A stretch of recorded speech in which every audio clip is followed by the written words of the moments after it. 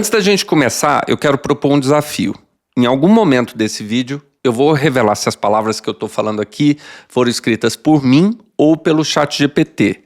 Até lá, eu quero que você fique prestando atenção aqui nas minhas palavras, nas frases, no jeito que eu estou encaixando as frases na minha fala.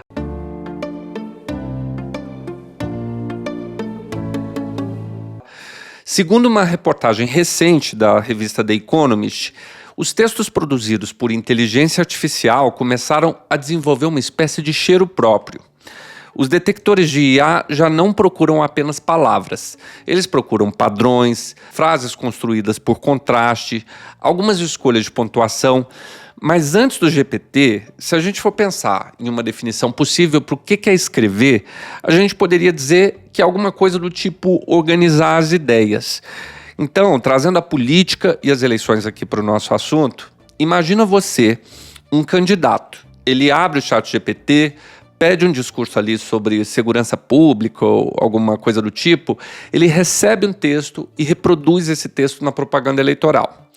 A reportagem da revista The Economist fala de documentos importantes da política britânica que começaram a ser identificados pela escrita de inteligência artificial. Os padrões da IA estavam lá. A própria matéria cita algo curioso para a gente pensar. É que na política sempre teve profissionais que escrevem discursos para os políticos, gente que pesquisa um tema, que levanta os dados, gente que ajuda a colocar as ideias no papel. E nesse sentido, você usar inteligência artificial não é muito diferente do que usar um assessor. De toda forma, não é o político que está fazendo. Mas tem uma diferença humana, óbvia, que é o fato de que um assessor normalmente questiona se uma ideia foi boa, faz uma pergunta, diz que não concorda, oferece outro caminho ali de sugestão. E a inteligência artificial, ela faz exatamente aquilo que você pede. Então, se a pergunta for ruim, a resposta vai ser a uma pergunta ruim. E se a ideia nasceu confusa, é com essa confusão que o ChatGPT vai organizar a entrega ali usando essa matéria-prima. A revista The Economist fala, entre aspas, que a inteligência artificial não produz apenas textos ruins, ela também consegue esconder pensamentos ruins. Um discurso, quando ele é bem escrito, ou um projeto bem feito, ele pode passar uma impressão que existe uma ideia sólida ali por trás dele, mas nem sempre isso é verdade. E o que pode existir ali é apenas um texto bonito, vazio. E na política, a gente sabe que isso é uma coisa muito melindrosa, porque boa parte do trabalho do político precisa ser convencer as pessoas. Mas aí a gente pensa, se convencer passa a depender de quem produz o texto mais, digamos assim, elegante, a política vai virar um concurso de redação. Só que governar não pode ser igual a escrever bem apenas, porque a segurança maior para o cidadão é que o político seja alguém que pense. Agora, deixa eu voltar aqui para o desafio que eu fiz lá no começo, antes que eu me esqueça, para você me dizer se conseguiu descobrir quem escreveu o que eu estou falando aqui agora, o ChatGPT ou eu. A resposta é nós dois.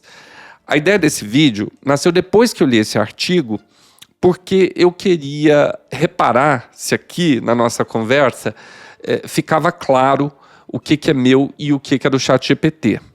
E aí eu aproveitei algumas coisas que ele me mandou, eu reescrevi outras, eu apaguei outras, eu incluí algumas ideias minhas, enfim, uma mistura para eu entender o que é meu e o que é do chat e o que eu me sinto confortável para falar. Mas se eu interromper essa filtragem aqui e falar estritamente o que o ChatGPT está mandando eu usar ao pé da letra, o que a gente teria aqui me colocaria basicamente como um transmissor das ideias dele, como um garoto propaganda aqui, e eu não sei se ia ficar muito natural. Eu vou ler exatamente o que ele fala.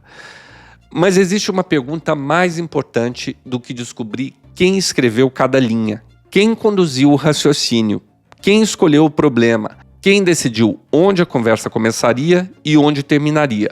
Porque talvez seja justamente essa pergunta que a gente deva fazer aos candidatos nas próximas eleições. Não se eles usaram inteligência artificial, mas se ainda existe inteligência antes dela. Aliás, se você chegou até aqui tentando descobrir quem escreveu este vídeo, talvez tenha acabado fazendo exatamente o que eu queria. Você deixou de prestar atenção nas palavras e começou a prestar atenção na forma como elas foram pensadas. Se você gostou dessa conversa, segue aqui o canal Odeio Política, porque pelo menos por enquanto as perguntas ainda continuam sendo minhas. E olha que essa aqui foi feita por ele, né? Eu acho que eu fiquei meio um robô aqui falando.